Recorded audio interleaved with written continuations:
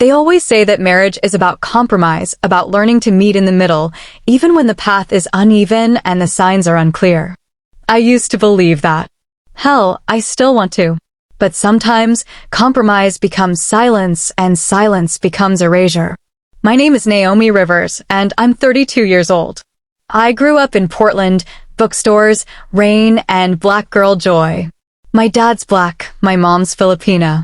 I was raised on jazz Sundays, lumpia next to collard greens, and the sacred knowledge that I could be many things at once and still be whole. I never imagined I'd marry someone who made me feel less. I met Derek Lyons 5 years ago at a conference in Seattle, one of those painfully awkward industry networking events where everyone's either overselling themselves or desperately looking for the snack table. He was different. Quiet confidence, warm smile, a little awkward in a way that made me feel instantly at ease. He introduced himself as a software engineer, but what stuck with me was the way he asked me questions, real ones. Like he was genuinely interested in what I had to say. 2 years later, we got married in a small ceremony at a botanical garden. My side of the aisle was loud, vibrant, chaotic in the best way, my cousin Jason DJing the reception, my mom crying in 3 languages, and my dad giving a toast that somehow blended Maya Angelou, Sun Tzu, and a really off-color joke about online dating. Derek's side? Well, it was polite, controlled. His mother wore a beige dress that matched her tight smile, and his father shook my hand like I was closing on a mortgage, not joining their family. Still, I thought it was just nerves. Or culture clash. Or something that would dissolve over time. After all, people evolve, right? Love softens the hard edges. I was willing to be patient. What I didn't expect was how quiet the love would get. How cold the rooms would feel, especially when I wasn't invited into them. Derek and I live in a modern condo on the east side of the city. It's got tall windows, neutral furniture, and a silent dishwasher I fell in love with during the first showing. Most mornings, we move like clockwork, him with his protein shake and standing desk, me with my oat milk latte and Google Calendar. We're professionals. Organized. Efficient. But sometimes I miss the mess. The heart. The chaos that makes a house feel like home. Derek is a good man. That's important to say. He brings me tea when I'm sick. He remembers how I take my eggs. He kisses my forehead in the morning and tells me to drive safe. But being a good man doesn't always mean being a good partner. And love without inclusion starts to feel a lot like exile. Every month, like ritual clockwork, Derek and his family go out for dinner. The Lyons family tradition, as they call it. Tyson and Gavin, his older brothers, attend without fail. Tyson is a financial advisor who wears cologne you can smell from 6 feet away. Gavin runs a chain of fitness studios and calls every woman champ. Their significant others, Ashley and Marina, are always invited. Always. Me? 50% of the time, if that. And even when I am invited, it's last minute. An afterthought. The first time I wasn't invited, I assumed they were just keeping it small. I didn't even bring it up. I was still in that post-honeymoon haze, telling myself to not overanalyze. But it kept happening. Again. And again. And each time I asked why, Derek would pat my hand like I was asking something too fragile to answer. It's just family, babe. We're keeping it intimate. You've been to a bunch. This one's nothing special. But it was special. It always was. They dressed up. They made toasts. They posted photos, family photos. Smiling, laughing, clinking wine glasses. And I wasn't in them. Let me be clear, I'm not needy. I don't expect to be attached at the hip. I have my own life, my own friends, my own interests. But there's something incredibly isolating about being left out on purpose, especially by people who claim to be your family. I used to ask myself if I was imagining it. If I was being overly sensitive. I'd replay conversations in my head. Re-examine their tone. Search for subtext in text messages. I asked myself what I did wrong, how I could be more like Marina or more agreeable like Ashley. I started dimming myself, laughing less loudly, avoiding political topics, straightening my curls for family events. But nothing changed. I still got left out. Still got the last minute, we're keeping it just siblings line from Derek, only to find out later that his brother's partners had attended. I started keeping a secret list. Like a petty, quiet record. Dates I wasn't invited. Excuses given. Photos posted. I don't even know why I did it. Maybe to prove to myself that it was real. That I wasn't crazy. That exclusion has patterns. The worst part? The gaslighting. The way Derek made me feel like I was the problem for noticing. For wanting to be included. For asking why. He never yelled. Never called me names. But that quiet disapproval? That soft sigh followed by, Naomi, you're overthinking it? That's worse. It's erasure with a smile. I remember one night, this had to be about 6 months ago, I was sitting on the couch while Derek was getting ready to leave. He came out of the bedroom adjusting his watch, looking sharp in a dark button-down shirt I bought him for his birthday. You look nice, I said. Thanks. He kissed my cheek absently and grabbed his keys. Hey, I was thinking, I could come tonight, right? I cleared my evening. He paused at the door. Didn't make eye contact. Yeah. I think it's just going to be siblings this time. You understand, right? I nodded, but my chest felt like it cracked. Sure, I said. Just siblings. Later that night, I saw a photo on Gavin's Instagram. Derek, Tyson, Gavin, Margot and Philip. And both Marina and Ashley. Smiling. Together. My name nowhere in the caption. Just. #LionStrong, #family first. Family first. I stared at the screen until the brightness burned into my vision. I wanted to throw the phone across the room. I wanted to scream. But instead, I turned off the light, curled into the couch cushions, and let the silence eat me.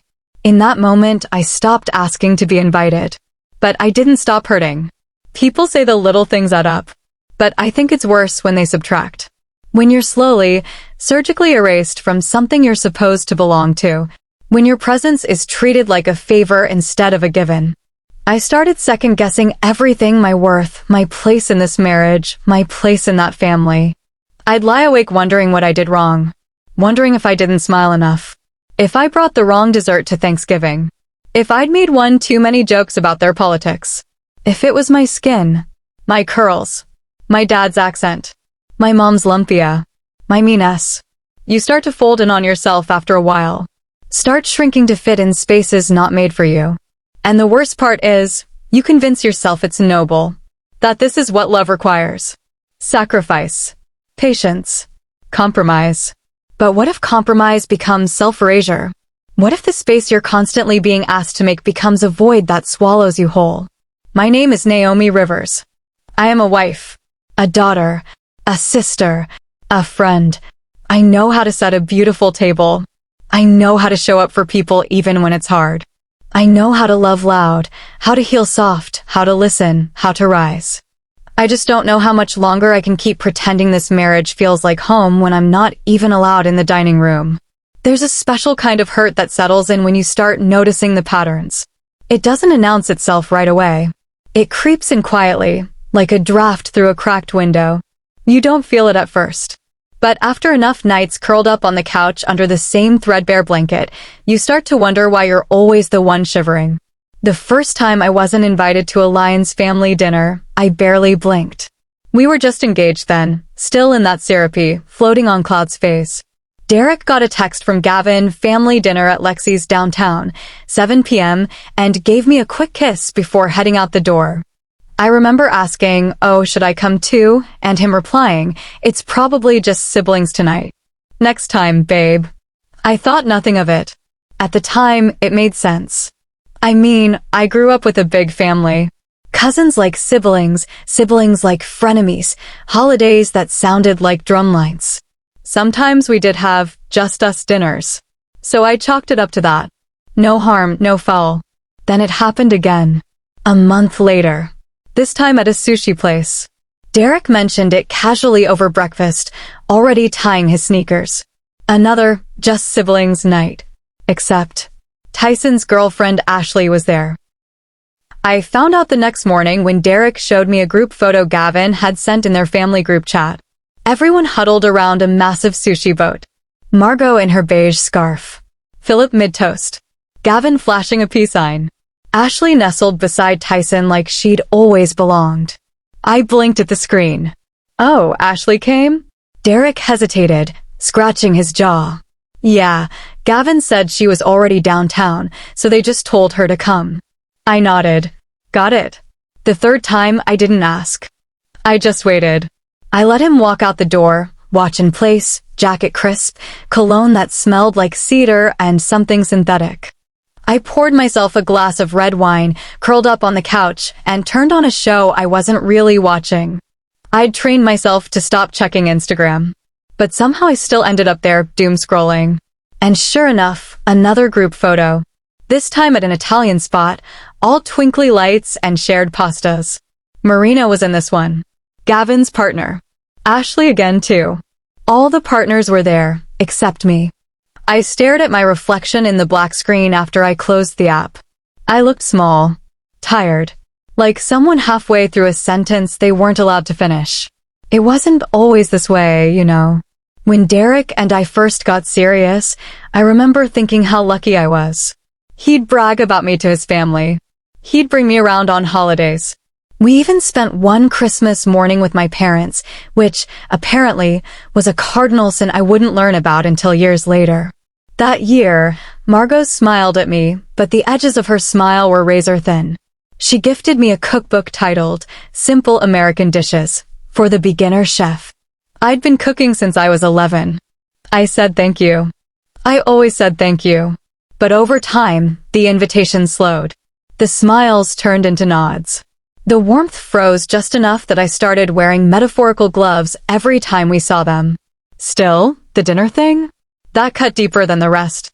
Because these weren't just meals. They were rituals. Traditions. Inside jokes and clinked glasses and remember when stories. They were the moments people frame. And I was never in the picture. After the fourth non-invite, I brought it up again. We were folding laundry, one of our rare shared chores, and I remember saying, hey, is there a reason I don't get invited to these dinners anymore? Derek didn't look up from the towel he was folding. It's not like that, Naomi. Then what is it like? He sighed, the kind of sigh that makes you feel like you're asking something unreasonable. Sometimes it's just easier to keep it family. Less pressure, you know? Less pressure for who? I asked, though I already knew. He didn't answer. Just moved on to the next towel. That silence, the way he chose it, it told me everything. I started taking mental notes. Then actual ones. I kept track of which dinners I was excluded from. Who was there? The excuses given. The tone in Derek's voice each time. I created a spreadsheet, hidden under a boring file name on my laptop. TaxPrep_2022. God, that sounds crazy when I say it out loud. But I needed something. Proof that I wasn't imagining it. That I wasn't just sensitive. That there were patterns. That my gut wasn't lying. Here's what I discovered. If the dinner was hosted at a chain restaurant, I'd usually get invited. If it was a private reservation somewhere trendy, excluded. If Margot was organizing it, excluded. If Gavin was, maybe invited. If Ashley or Marina mentioned bringing me, apparently a family-only rule would magically apply. It wasn't just exclusion, it was choreography. And Derek danced to the music every single time. At first, I told myself that maybe I just didn't click with them. That maybe I was too opinionated. Too different. Too me. But then I remembered, I'd never done anything but try. I brought wine to dinners. I complimented Margot's decorating. I offered to help in the kitchen. I listened to Philip's war stories, even though he told the same 3 on rotation.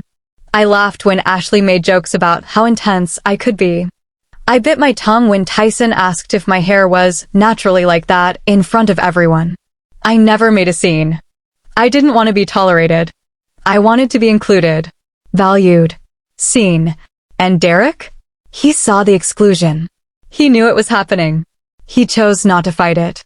One night, during what I later dubbed the breadstick incident, I finally snapped. He was getting ready for yet another Lions dinner. I stood by the kitchen island, holding a container of leftovers I'd just pulled from the fridge. You know, I said, it really does feel like your family only invites me when it's convenient. He froze mid-button. Naomi.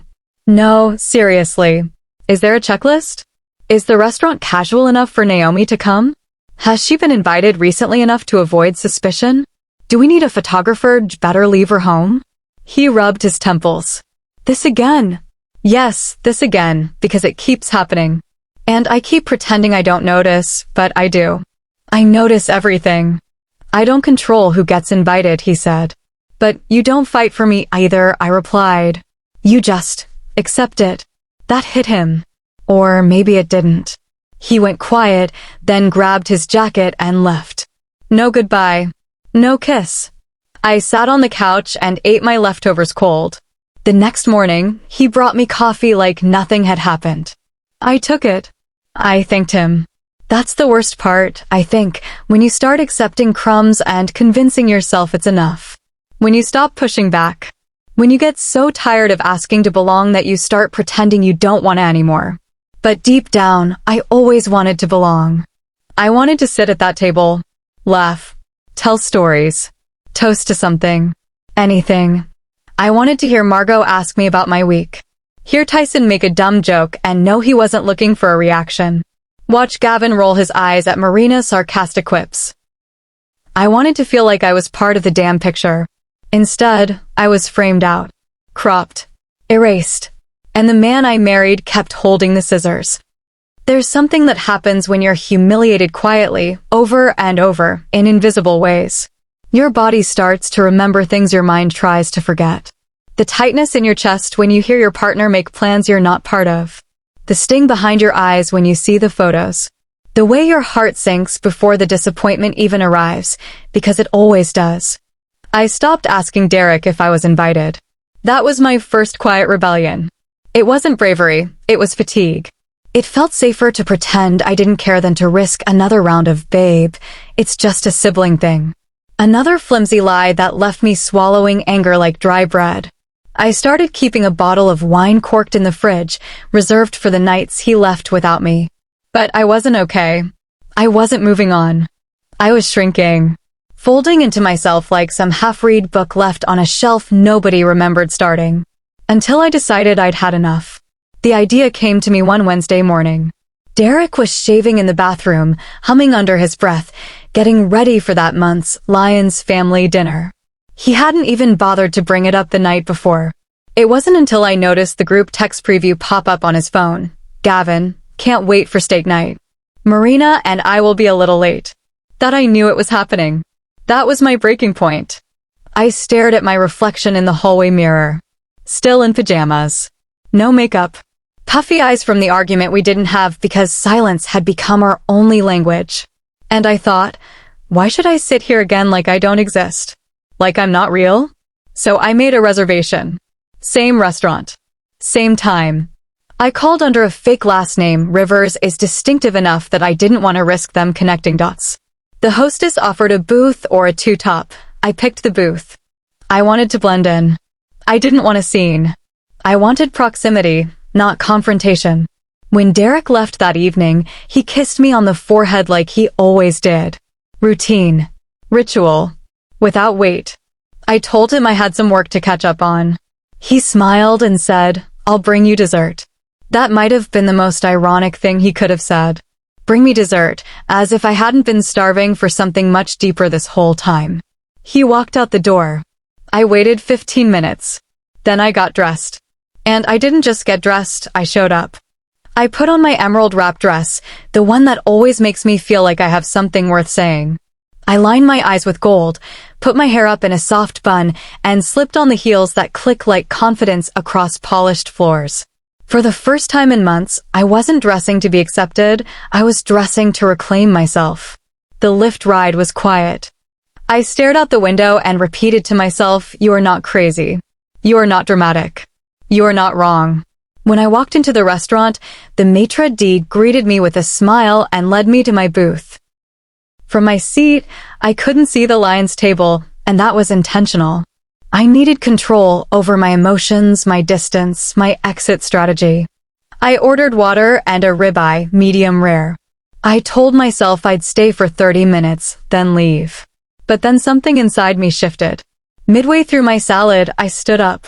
Not impulsively, deliberately.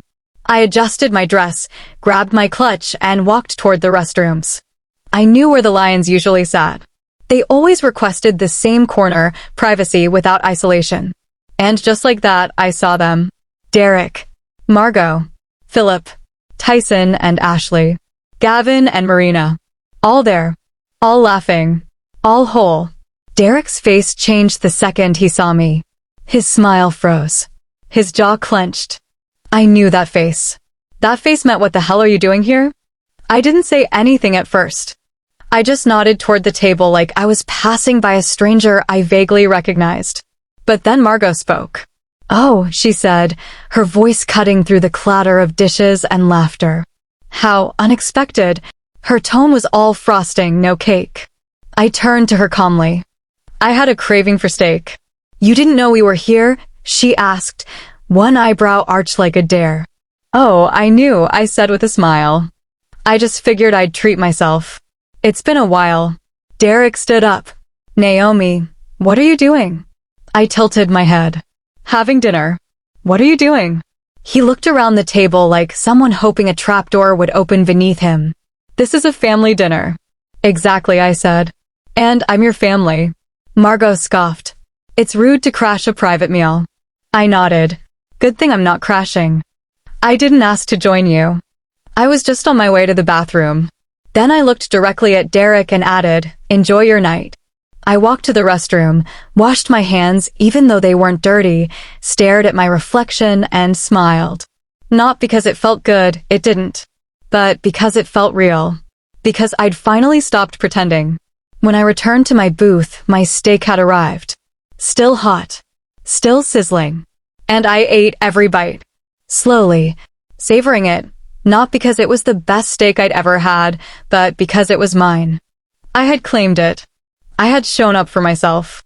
That night, when Derek came home, he didn't bring dessert. He brought fury. I was already in bed reading. "Naomi," he said, voice low and tight. "What the hell was that?" I set my book down. "Dinner. Don't play games with me." "I'm not," I said. "I made a reservation." I sat by myself. "I didn't join your table. I didn't cause a scene. I just had a steak. Alone." "You made it awkward," he snapped. My mother was upset. She said it was humiliating. I looked him in the eye. "Good." He blinked. I'm glad she felt even an ounce of what I've been feeling for the past 2 years. Excluded. Dismissed. Invisible. Derek's expression twisted. "You're being petty." "No," I said. Petty would have been sitting down at your table and ordering dessert. Petty would have been dragging a chair over and saying, "Surprise." What I did. That was restraint. That was me saying, "I see you. All of you." He ran a hand through his hair. "You don't understand." "No," I cut in. "You don't understand. You've let them ice me out. Month after month. You've made excuses. You've chosen silence. And every time you walk out that door without me, you're telling me exactly where I stand." He opened his mouth. Closed it again. "You're supposed to be my partner, Derek. Not my PR agent to your mother. Not my translator. My partner. And partners don't leave each other out in the cold." There was nothing left to say after that. He slept on the couch that night. I lay in bed, staring at the ceiling, wondering when love had turned into a negotiation. Wondering why I was always the one trying to make it work. I didn't regret the dinner. I only regretted how long it took me to make the reservation. You can feel eyes before you see them. It's not a myth, it's science, nerves, survival instinct.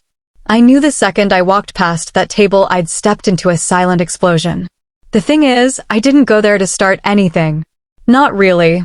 I went there to prove something to myself, that I wasn't crazy, that I had a right to be in the same room, even if I wasn't wanted at the table.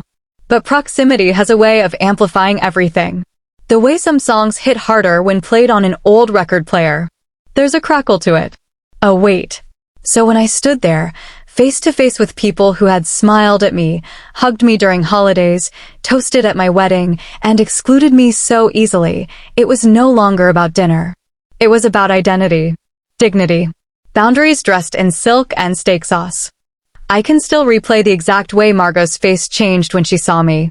Like a hostess who found a fly in the champagne. "Oh," she said, with that tight little smirk she always wore when she wanted to make something feel small. How unexpected. Unexpected. Like I was a stray animal that had wandered in through the back door. I kept my voice even, calm. "I was just heading to the bathroom. I didn't mean to interrupt." Her eyes narrowed. "This is a private dinner." Private. Like a club. Like a gated community. Like a secret society that just happened to include every significant other but me. Derek was staring at me like I'd shown up to his job in a clown costume. He half stood, gripping the edge of the table like he couldn't decide whether to intervene or disappear. "Naomi," he said under his breath, "what are you doing here?" I turned to him with a smile, voice light but loaded. I was craving a steak. This place came highly recommended. Ashley and Marina looked at each other with that look women share when they want to communicate disapproval without using words. Ashley actually had the nerve to smirk. Like I was pulling a stunt. Like I was being dramatic. That's the thing that drives me mad. The idea that when a woman stands up for herself, she must be acting. Must be performing. We can't just be angry. We must be creating a scene. Margot crossed her arms. It's rude to linger. If you wanted to make a statement, consider it made. My hands were steady. My heart was not. But I didn't show it. I wasn't trying to make a statement, I said. I was just walking to the restroom. You're the ones turning this into theater.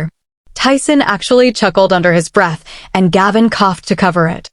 I saw Marina nudge his knee under the table. Derek stepped forward slightly. Can we talk about this later? You're kind of putting me in a weird position right now.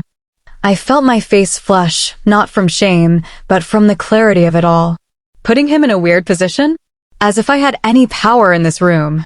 As if I hadn't spent years being the one left out while everyone else got a seat and a glass and a full damn menu. I nodded. Sure. Have a great night. And then, without another word, I turned and walked to the restroom. I closed the door behind me and locked it. My hands shook as I leaned against the sink. I stared at myself in the mirror. Red lips. Gold eyeliner. The earrings my sister gave me when I got the promotion. I looked beautiful. I looked like I belonged. But inside, I felt like I was 14 again, standing outside a friend's birthday party I wasn't invited to. I took a deep breath. Then another. Then I smiled at my reflection, not because I felt good, but because I hadn't broken. Because I didn't cry. Because I didn't scream. Because I stayed standing. I walked back to my booth, sat down, and finished my damn steak. The waitress came by to check on me. Her name was Lily. Young, probably in college, with kind eyes and a notepad covered in scribbles. "How's everything tasting?" she asked. "Great," I said, forcing a smile. "You doing okay?" she asked quietly. I saw the table over there, just wanted to check in. That nearly undid me. Not the confrontation. Not Margot's face. Not Derek's shame. Kindness. That's what always does it. "Thanks for asking," I whispered. "I'm okay." She nodded. "They didn't deserve your energy." I tipped her 40%. When I got home, I took off my earrings first. Then my shoes. Then the dress. I folded it gently. Not because it mattered, but because I needed something to care for. I was brushing my teeth when I heard Derek's key in the lock. He walked in like a man returning from battle. Tense shoulders. Jaw like a hinge about to snap. I waited. I didn't speak first. He dropped his coat on the chair. "You embarrassed me." I spit out my toothpaste. "I'm sorry, I embarrassed you?" He turned to face me, eyes sharp. "You showed up just to prove a point." "No," I said. "I showed up to eat dinner. You knew we'd be there. And I stayed at my own table." He shook his head. "You created tension on purpose." I folded my arms. "You've been creating tension for 2 years. Every time you leave me out. Every time you lie and say it's just siblings while your brothers bring their girlfriends. You made the rules. I just stopped pretending they didn't exist." His silence was loud. I stepped forward. "Tell me something, Derek. If I hadn't walked by tonight, if I hadn't been seen, would you have told me everyone was there?" He looked away. "Exactly," I whispered. He sat on the edge of the couch like the weight of it all had finally started sinking in. I didn't want to start drama, he mumbled. And I didn't want to be erased, I snapped. We sat in silence for what felt like an hour. He stared at the floor. I stared at him. Finally, I said, "This isn't about dinner. It's about respect. And I haven't felt respected in a long time." He didn't argue. I went to bed alone that night. The next morning, I woke up to a long text from Marina. It was full of faux concern. "I hope you're okay. Last night was unexpected. We all care about you, but maybe that wasn't the best way to express how you're feeling. Translation, you made us uncomfortable, and we want you to feel guilty about that." I didn't respond. I just sat at my window with a cup of tea and let the sunlight hit my skin. I closed my eyes and let myself feel proud, not because it went well, it didn't, but because I finally showed up. I showed up, and I wasn't going to stop now. I always used to think that the worst fights in a relationship were the loud ones. The yelling, the name-calling, the doors slamming. That's what we're taught to fear. That's what the movies show. But I've learned that the quiet ones are worse, the ones where voices don't rise, but hearts break anyway. Where silence wraps around you like a fog and you can't tell if you're drowning or disappearing. That's what the night after the restaurant felt like. Derek came home around 11. I was sitting on the couch with my legs curled under me, a blanket over my lap, an untouched glass of wine on the coffee table. I hadn't turned the TV on. I didn't want distractions. I just wanted him to walk in and say something honest. Instead, he walked in and sighed like I was a chore. He didn't even take off his shoes. "So," he said, arms crossed. That was something. I didn't say anything. I just looked at him, waiting. He blinked, like he couldn't believe I wasn't going to start with an apology. "You made a scene, Naomi." That was the match. I stood up, blanket sliding off my lap. "A scene?" I didn't yell. I didn't pull up a chair. I didn't even say anything to your family besides, "Enjoy your meal." You showed up at a place you knew we were dining. Because I also have a right to eat at a public restaurant, Derek. He threw his hands up. "Come on, you did it to make a point." And maybe I needed to, I snapped. Because for the last 2 years, I've been pretending this doesn't hurt. Pretending it's okay that I'm the only one who doesn't get invited. That it's just siblings while Marina and Ashley somehow qualify. He winced at their names. "It's not that simple." "Then explain it to me," I said, stepping closer. "Please, make it simple. Tell me why I'm your wife, but not your family. Tell me why your mother can smile to my face and then whisper me away from every table. Tell me why you let her." He rubbed the back of his neck. "Naomi, don't twist this into something bigger than it is." I laughed, bitter, hollow. "Twist it? I'm living it." He sat down on the arm of the couch, hands clasped together like he was praying or begging for the right words. "It's complicated," he said finally. "Complicated is what people say when they don't want to admit the truth," I shot back. He looked up at me, eyes tired. "My mom, she doesn't feel like you fit in. She thinks you're too opinionated. Too loud." There it was. The carefully coded insult. Too loud. For who? For the record, I said, my voice low but steady, "I've never raised my voice at any of your family dinners. I've always said please and thank you. I've smiled when I was uncomfortable.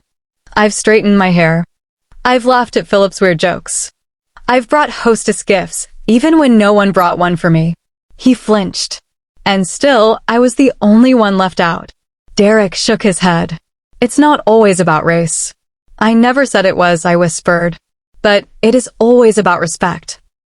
He looked at the floor. "She thinks you pulled me away from the family. What does that even mean? The first year we dated, you insisted we spend Christmas with your family." I stared at him, stunned. "You agreed to that. I didn't force you." "I know," he said quickly. "But it still caused a lot of tension." "You have to understand, Naomi, my mom sees those things as signs." "Signs that I have my own traditions? My own boundaries. She thinks you're different." I swallowed hard. "And you? Do you think that too?" He didn't answer. That silence, God, it was loud. It filled every inch of the room, the space between us, the years we'd spent building something I thought was real. Derek, I said, quieter now, more tired than angry. Do you realize how much I've shrunk to make this work? He finally looked at me. What do you mean? I've chipped away pieces of myself, I said. To fit into your family. To make you comfortable. I've dimmed my light. I've swallowed my voice. I've made myself smaller, quieter, more palatable. And for what? So your mother might one day look at me and decide I'm enough to sit at her table. Tears prickled at the edges of my vision, but I blinked them back. I wouldn't cry in front of him. Not tonight. He stood up. This isn't fair. You're making me choose between my family and you. No, I said. I'm asking you to recognize that when you don't stand up for me, you already have. He took a step back like I'd slapped him. That's not true. Isn't it? I whispered. We stared at each other. Strangers in a living room filled with all our wedding gifts. The photos on the walls suddenly looked like stills from a movie I no longer believed in. He reached for me, but I stepped back. Don't, I said. Naomi. I need space, I said, the words tumbling out before I had time to second-guess them. I need time to think. Because right now, I don't know if this, I gestured between us, is something I can keep fighting for alone. He was quiet for a long time. Then he said the worst thing he could have said. So you're just giving up? I laughed. One sharp breath. I've been holding on for years. You just never noticed. He didn't try to stop me when I went to the bedroom. Didn't follow me when I started packing a small bag, just essentials, a change of clothes, toiletries, my laptop, charger. The basics. The things I'd need to get through the next few days. He sat on the couch and stared at the floor. I wanted him to speak, to fight, to say, stay. I'll fix this. But he didn't. As I zipped my bag, I whispered without turning around, you let them decide who I am. You let them convince you I wasn't worthy. And now, you're mad I decided to stop waiting for an invitation. Still nothing. I walked to the door, keys in hand. Right before I left, I turned and said, this marriage wasn't supposed to be a test I had to keep passing. Then I closed the door behind me. It's funny how silence can feel heavier than sound. I stayed at my sister Lena's apartment for 2 nights before I even looked at my phone. She didn't ask questions. Just handed me a blanket, poured me tea, and gave me space.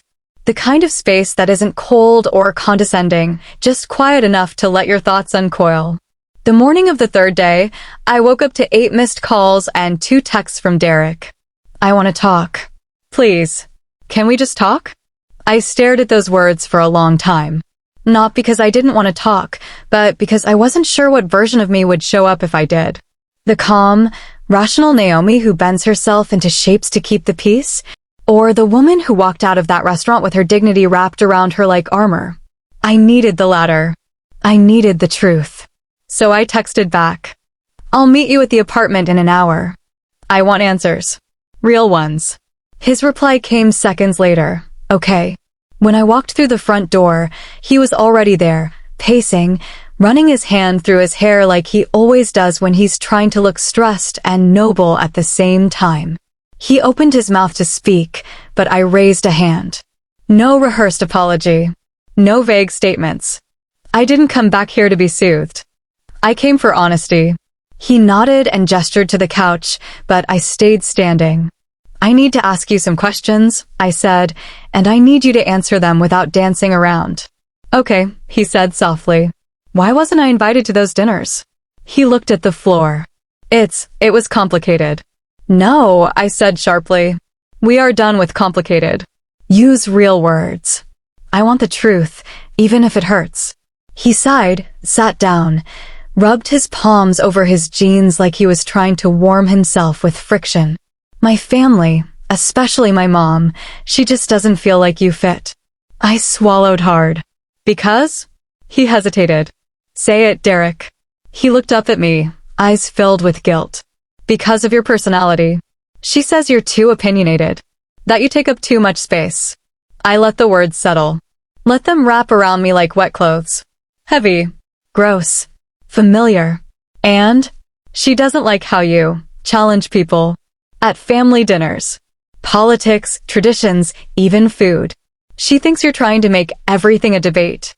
That's not true, I said quietly. I've sat quietly more times than I can count. I've let Tyson talk over me. I've let your dad make those weird jokes. I've bitten my tongue until it bled. He didn't deny it. Is that it? I asked. Or is there something else? He hesitated again. I leaned forward. Derek. He blinked. She mentioned your background. Once? I froze. What do you mean? She said, maybe it's harder for her to connect with you because you come from a different culture. I felt like something inside me cracked. My culture. You mean because I'm biracial? He flinched. She didn't say it like that, but that's what she meant. He nodded, reluctantly. So let me get this straight, I said, voice trembling but rising. Your mother doesn't like me because I'm confident, because I don't shrink myself to fit her mold, and because I'm not white. Naomi. And you knew. He stood up quickly. I didn't want to believe it. I didn't want it to be true. But it is true, I said. And instead of confronting her, instead of defending me, you chose to exclude me. Over and over. She's my mom. And I'm your wife. He didn't respond. I shook my head, trying to keep from unraveling. You let her turn me into a stranger in my own marriage. That's not fair. No, I snapped.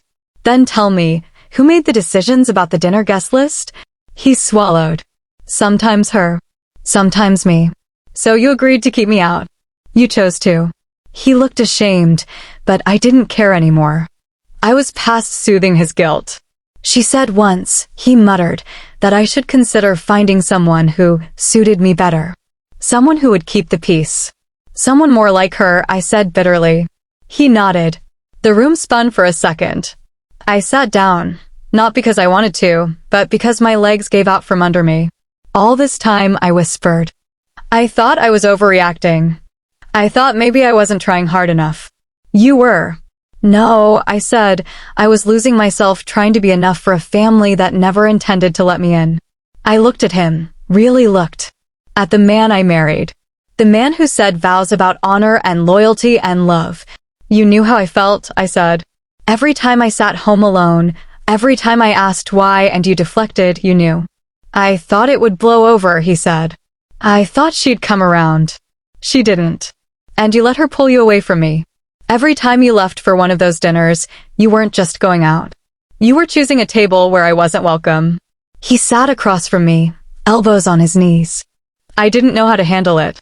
You didn't want to handle it. Because it was easier to throw me under the bus than to challenge your mom. I stood again, slower this time. Do you know what it feels like to be erased in front of people who pretend to love you? No, he whispered. Exactly. I walked to the window, watched the cars blur by in the distance. I felt numb, empty, but beneath it, something strong was simmering certainty. I'm not going back to that, I said. I won't shrink for you. I won't perform for her.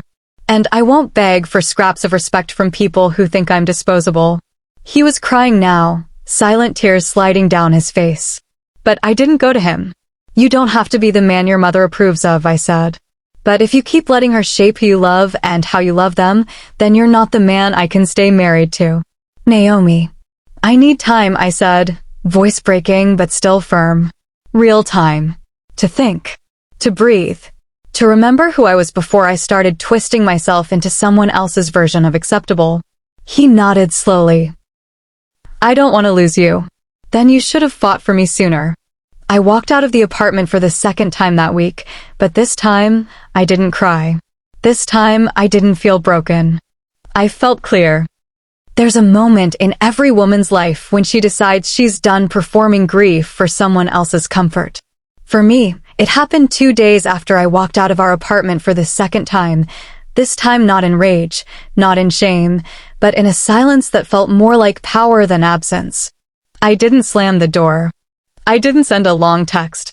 I didn't even leave a note. I just left. It felt right. Lena welcomed me like she always did, with open arms and no questions. Her tiny studio apartment smelled like lavender and buttered toast, and her 2 cats gave me just enough attitude to make me feel normal again.